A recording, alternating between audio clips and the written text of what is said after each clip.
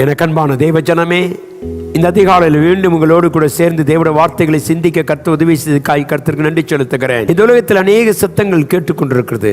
மனுஷ சத்தங்கள் மாத்திரமல்ல, சத்துருவின் சத்தங்கள், இப்படி அநேக சத்தங்கள் கேட்டுக்கிறனாலே அநேக வாழ்க்கையில் தேவ சத்தம் கேட்பது கடுமையாக இருக்கிறது. இந்த காலை வேளையிலே தேவ சத்தம் கேட்கிற அனுபவம் உனக்கு உண்டாக வேண்டும் என்று கர்த்தர் விரும்புகிறார். அநேக மக்களோடு கூட கர்த்தர் பேசிக் கொண்டிருப்பதை நாம் பார்த்து கொண்டிருக்கிறோம். அருமையான இப்படி ஆதியாகமத்தின் புத்தகம் 3ஆம் அதிகாரம் 8ஆம் வசனத்தை வாசிக்கும் பொழுது, பகலில் குளிர்ச்சியான வேளையிலே தோட்டத்தில் உலாவுகிற தேவனாய் கர்த்தருடைய சத்தத்தை அவர்கள் கேட்டார்கள்.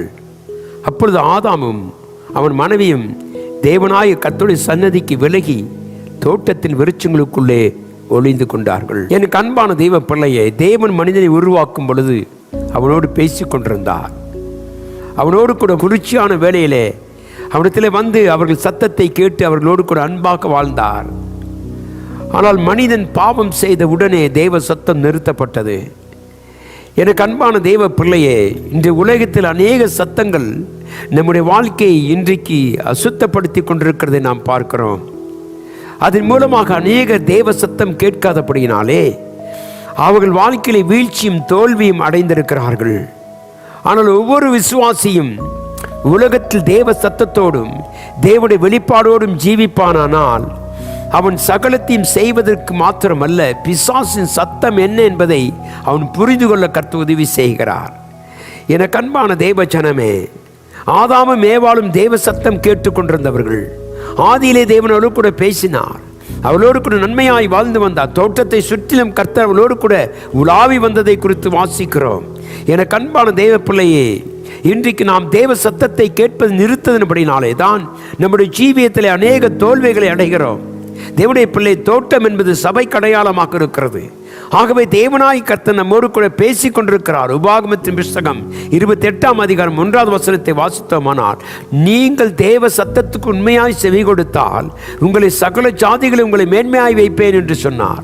இன்றைக்கு யாரெல்லாம் தேவ சத்தத்துக்கு உண்மையாய் ஒப்பு கொடுக்கிறானோ, தேவ சத்தத்தில் வாழ்கிறானோ, அவனை இந்த உலகத்திலே மாத்திரமல்ல மறு உலகத்திலும் கர்த்தர் புகழ்ச்சியாய் வைக்க விரும்புகிறார். இன்றைக்கு அநேகருடைய சத்தம் கேட்கப்படாமல் அவர்கள் சொந்த காரியத்திலே விழுந்து போகிறபடினாலே நஷ்டங்களும் தோல்விகளையும் அடைகிறார்கள். எனக்கு அன்பான தேவ பிள்ளையே, தேவனாய் கர்த்தர் தோட்டத்திலே பேசிக் கொண்டிருப்பது போல இன்றைக்கு சபையிலே கர்த்தருடைய வார்த்தைகள் பேசப்பட்டு கொண்டிருக்கிறது. உனக்காக எனக்காக தேவன் மகா இரக்கத்தோடு கூட உன்னுடைய வாழ்க்கையை மாற்றி அமைக்கும்படியாய் கர்த்தர் அவருடைய சன்னதியிலே நம்மை கொண்டு வந்து பேசுகிறார். தோட்டமாகி இந்த சபையிலே கேட்கிற சத்தத்துக்கு நீ செவி கொடுப்பாயனால் உன் ஜீவியத்திலே நஷ்டங்கள் வராதபடி பாதுகாத்து உனக்கு அடைக்கலமாக இருக்கிற தேவனாய் கர்த்தருடைய சத்தத்தை கேட்க கற்றுக்கொள்ளுவோம். ஏனென்றால் தேவன் ஒருவரே நம்மை நடத்துகிறவர். இன்றைக்கு சபைக்கு வந்திருக்கிற உனக்கு, தேவனுடைய வார்த்தையை சமூகத்தில் இருக்கிற உனக்கு கர்த்தர் நன்மை செய்ய விரும்புகிறார். இன்றைக்கு எத்தனை பேர் தெய்வ பிள்ளையை தேவ சத்தம் கேட்கிறோம்? அநேகர் உலகத்தின் சத்தங்களும் அசுத்தமான காரியங்களை கண்டு நம்முடைய ஜீவனை இழந்து கொண்டிருக்க நமக்கு கர்த்தருடைய சத்தம் கேட்க வேண்டும். கர்த்தாவே, நீர் எங்களோடு கூட பேசுகிறீர். ஒவ்வொரு வாரமும் ஒவ்வொரு நாளும் தம்முடைய பிள்ளைகளோடு கூட கர்த்தர் பேசிக்கொண்டே இருக்கிறார். நீ அவருடைய சத்தத்துக்கு கீழ்ப்படிந்தால் உன்னை மேன்மைப்படுத்தி உன்னை ஆசீர்வதித்து உன் வாழ்க்கையை புகழ்ச்சியும் கீர்த்தியுமாய் கர்த்தர் மாற்றுவார்.